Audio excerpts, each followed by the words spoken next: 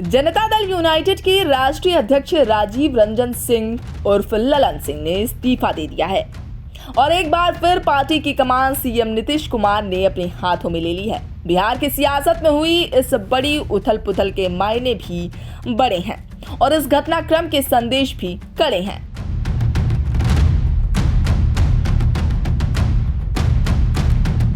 एक अरसा बाद सियासी सूत्रों को इतराने का मौका मिला है। सूत्रों के हवाले से तकरीबन एक हफ्ते से चली आ रही खबरों पर आज जदयू की राष्ट्रीय कार्यकारिणी की बैठक में मुहर लग गई। जदयू के राष्ट्रीय अध्यक्ष ललन सिंह ने शुक्रवार को दिल्ली में हुई पार्टी की राष्ट्रीय कार्यकारिणी की बैठक के दौरान इस्तीफा दे दिया।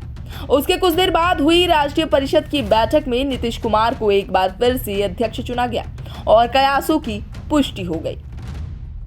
जेडीयू के राष्ट्रीय अध्यक्ष रहे ललन सिंह के इस्तीफे के पीछे का कारण उनकी राष्ट्रीय जनता दल के साथ निकटता को माना जा रहा है। इस तरह की खबरें आ रही थी कि ललन सिंह जदयू को तोड़ने वाले हैं। इतना ही नहीं, उन पर यह भी आरोप लग रहा था कि वो नीतीश कुमार के पीएम पद की दावेदारी को इंडिया गठबंधन की बैठक में सही तरह से नहीं रख रहे हैं। दूसरी तरफ ललन सिंह के इस्तीफे के बाद बीजेपी उन्हीं पर हमलावर है। जो आया है जाना तय है, जो जन्म लिया है मरना तय है, लेकिन जो जाता है वो कीर्ति करके जाता है, उसकी वृत्ति उसके जस को बढ़ाता है। लेकिन इनकी विदाई जिस तरह से हुई है, इनका जो वृत्ति था इनके कीर्ति को घटा दिया। एक स्वाभिमानी व्यक्ति कभी इस तरह का विदाई स्वीकार नहीं करता है। जब पार्टी का विश्वास नहीं रहे, नेतृत्व का विश्वास नहीं रहे, उस पद पर रहने का कोई औचित्य नहीं रहेगा। इनको पहले ही इस्तीफा कर देना चाहिए था। इस तरह से प्रेस मीडिया लोगों के बीच अपनी दुर्गति करा के जाना, मुझे अफसोस है, हमारे क्षेत्र के सांसद हैं, ये कतई उचित नहीं है। बिहार में मची इस सियासी उथल पुथल के बीच खबरें ये भी आ रही हैं कि नीतीश कुमार एक बार फिर से पलटी मार सकते हैं। इंडिया गठबंधन से खड़गे का नाम पीएम पद के लिए प्रस्तावित होने के बाद से ही नीतीश कुमार नाराज बताए जा रहे हैं। खबर तो ये भी आई थी कि नीतीश को मनाने के लिए राहुल गांधी को भी फोन करना पड़ा था। इसके अलावा दिल्ली रवाना होने से पहले नीतीश कुमार ने अरुण जेटली को श्रद्धांजलि भी दी। इससे पहले भी नीतीश कुमार 25 दिसंबर को अटल बिहारी वाजपेयी के सम्मान में भी कार्यक्रम का आयोजन किए थे।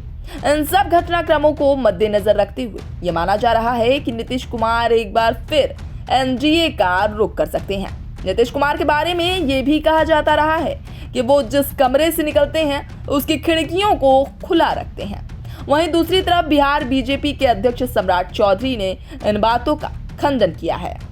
ऐसा कोई हमारे यहाँ कोई राष्ट्रीय स्तर पर न प्रदेश स्तर पर कोई वार्ता, कोई चिंता इस पर नहीं चल रही। जी अध्यक्ष बनेंगे तो कुछ कोई दिक्कत नहीं है, एकदम उनसे लड़ने के लिए तैयार हो।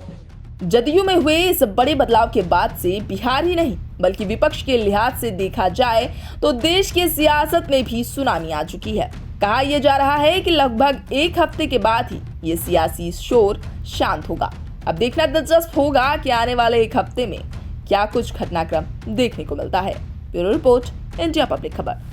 तो फिलहाल के लिए राजनीति से जुड़ी इस खास खबर में अभी के लिए बस इतना ही। ये पूरी खबर आपको कैसी लगी और इस पर आपका क्या कहना है, हमें अपनी प्रतिक्रिया कमेंट बॉक्स के जरिए जरूर दें। और देश, प्रदेश और दुनिया की तमाम खबरों से लगातार रहने के लिए अपडेट सब्सक्राइब करें हमारा चैनल इंडिया पब्लिक खबर और बेल आइकन को दबाना बिल्कुल न भूलें।